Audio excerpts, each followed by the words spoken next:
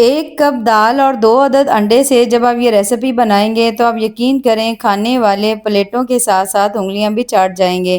तो चलें जी अपनी मज़ेदार और ज़बरदस्त इस रेसिपी को बनाना शुरू करते हैं। बिस्मिल्लाहिर्रहमानिर्रहीम, अस्सलाम वालेकुम, उम्मीद है आप सब ठीक होंगे। तो इस मज़ेदार सी रेसिपी को बनाने के लिए यहाँ पर हमने ले ली है माश की दाल। आप चाहो तो कोई-सी भी दाल यहाँ पर ले सकते हो जो आपको पसंद हो, लेकिन माश की दाल से ये रेसिपी थोड़ी-सी ज़्यादा मज़े की बनती है। अब यहाँ पर मैंने 1 कप ली थी माश की दाल, उसे मैंने अच्छी तरह से 2 से 3 पानी धो लिया था। उसके बाद मैंने नीम गर्म पानी के अंदर इसे भिगो दिया था कम से कम 1.5 से 2 घंटे के लिए। भिगोने से जो दाल है एक तो बहुत ज़्यादा जल्दी से गल जाएगी, दूसरी टेस्ट भी बड़ी ही मज़े की बनती है। तो यहाँ पर इसका पानी जो है वो हम अब गिरा देंगे और इसे हम पकाना स्टार्ट करते हैं। उसके लिए हमने यहाँ पर ले लिया 1 अदद कढ़ाई और कढ़ाई के अंदर आपने पानी डालना है, ठीक है? पानी थोड़ा ज़्यादा डालेंगे और जैसे ही पानी में बॉयल आना शुरू हो जाएगा तो हमने इसके अंदर डाल देनी है दाल, जिसे हमने अच्छी तरह से धोकर भिगो कर के रखा हुआ था। तमाम दाल जो है इसके अंदर हमने डाल दी है। डालने के बाद आपने इसे हल्का-सा मिक्स कर लेना है और उसके बाद आपने इसे पकने के लिए छोड़ देना है। कुछ ही देर में आप देखोगे कि दाल के अंदर अच्छी तरह से पानी जो है वो उबलना शुरू हो चुका है, यानी दाल हमारी पकनी शुरू हो चुकी है। तो अब सबसे बेहतरीन तरीका तो ये है कि 5 मिनट के लिए आपने फ्लेम हाई रखनी है। उसके बाद 8 से 10 मिनट के लिए या 12 मिनट के अंदर दाल आपकी बहुत अच्छी तरह से गल जाएगी, क्योंकि आपने इसे भिगोया हुआ था, ठीक है? तो फिर 8 से 10 या 12 मिनट के लिए आपने फ्लेम को बिल्कुल हल्का-सा कर देना है। तो आप कुछ ही देर में देखोगे दाल बहुत ज़्यादा माशाल्लाह यहाँ पे अच्छी तरह से गल के तैयार हो चुकी होगी। अगर दाल नहीं भिगोई होगी तो थोड़ा-सा आपको टाइम जो है ना वो ज़्यादा लग सकता है, ठीक है? भीगी हुई दाल को इतना ज़्यादा टाइम नहीं लगता। अब यहाँ पर जो दाल है माशाल्लाह बहुत अच्छी तरह से गल चुकी है। थोड़ा-सा यहाँ पर मैं आपको चेक भी करवाऊँगी। आपने बिल्कुल इसको नहीं गलाना, हल्का-सा आपने इसको रहने देना है। यानी आपने इसे तकरीबन 90% तक गला लेना है। ये देखें हल्का-सा भी दाना है इसमें, यानी थोड़ी-सी इसमें हमने अभी कसर रखी है, क्योंकि आगे चल के हमने दाल को दोबारा से पकाना है। अब यहाँ पर आपने दाल को छान लेना है, ठीक है? और पानी इसका आपने अलग कर लेना है और जो दाल है उसे हमने अलग छन्नी में रख लेना है। अब इसका तड़का तैयार करेंगे। तड़का तैयार करने के लिए यहाँ पर हमने ले लिया मस्टर्ड ऑयल, तकरीबन आधा कप मैंने ले लिया है। उसके साथ ही इसमें शामिल कर देंगे 1 अदद मीडियम साइज़ का प्याज़। अच्छी तरह से प्याज़ को हल्का लाइट ब्राउन होने तक हमने यहाँ पर भून लेना है। तो यहाँ पर जैसे ही आप देखोगे जो प्याज़ है ना उसको आपने हल्का-हल्का सा भून लिया है, तो फिर हम इसके अंदर शामिल करेंगे यहाँ पर 1 जो चम्मच है ना अदरक लहसुन का पेस्ट इसमें डाल देंगे। अदरक लहसुन का पेस्ट डालने के बाद दोबारा से आपने इसकी अच्छी तरह से भुनाई करनी है, जब तक कि इसके अंदर से भुने हुए अदरक लहसुन की अच्छी सी खुशबू नहीं आती। उसके साथ ही हम इसमें शामिल कर देंगे 8 से 10 का अदद जो है ना बिल्कुल बारीक कटी हुई सब्ज़ मिर्चें डाल देंगे। 2 से 3 अदद टमाटर, ठीक है?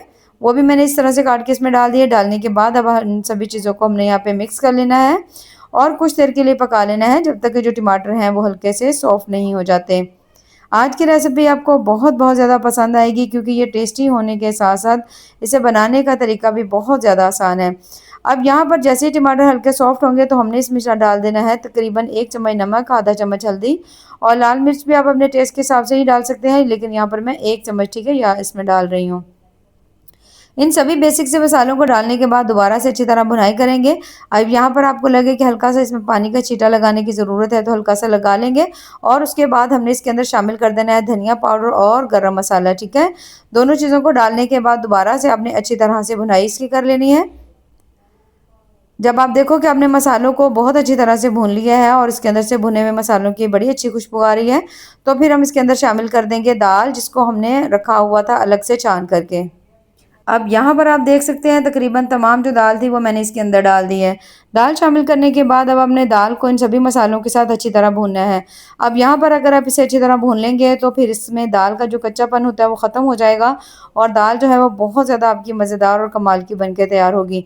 इस तरह से बना हुआ तड़का आप यकीन करें बहुत ज़्यादा टेस्टी और कमाल का लगता है। तो यहाँ पर थोड़ा-सा इसको और ज़्यादा मज़ेदार टेस्ट देने के लिए मैं इसमें शामिल करने लगी हूँ 2 अदद चिकन क्यूब। अगर आप इसमें डालना चाहें तो डाल लें, नहीं तो आप इसे स्किप भी कर सकते हैं। इसकी जगह आप चिकन पाउडर भी ऐड कर सकते हैं। इन सभी चीज़ों को डालकर अच्छी तरह से यहाँ पर हमने इसकी भुनाई कर लेनी है। तकरीबन 4 से 5 minute medium to high flame के ऊपर जब आप इसे भुनाई करेंगे, तो इसी दौरान हमने यहाँ पर ले लेना है 1 अदद बोल और बोल के अंदर शामिल कर लेने हैं यहाँ पर हमने 2 अदद अंडे। 2 अदद अंडों को यहाँ पर हमने बोल में शामिल कर लिया है। डालने के बाद अब आपने इसमें डालना है बिल्कुल हल्का-सा नमक डाल देंगे। थोड़ा-सा डालेंगे क्योंकि सिर्फ 2 अदद ही अंडे हैं, हल्की सी इसमें हल्दी शामिल करेंगे और थोड़ी-सी इसमें काली मिर्च शामिल करेंगे। अच्छी तरह से अब यहाँ पर आपने अंडों को बीट कर लेना है, ठीक है? तो बहुत अच्छी तरह से बीट करेंगे। जितना आप इसको अच्छी तरह बीट करेंगे उतनी हमारी रेसिपी जो है यहाँ पे अच्छी सी बन के तैयार होगी।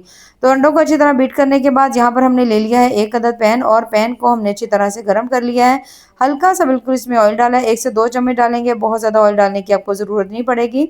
उसके बाद अब यहाँ पर आपने अंडे को अच्छी तरह से पकाना है, ठीक है। ये देखें, मीडियम सी फ्लेम के ऊपर पकाएंगे, रफली सा पकाएंगे, आपको इसको कोई भी शेप देने की ज़रूरत नहीं होगी।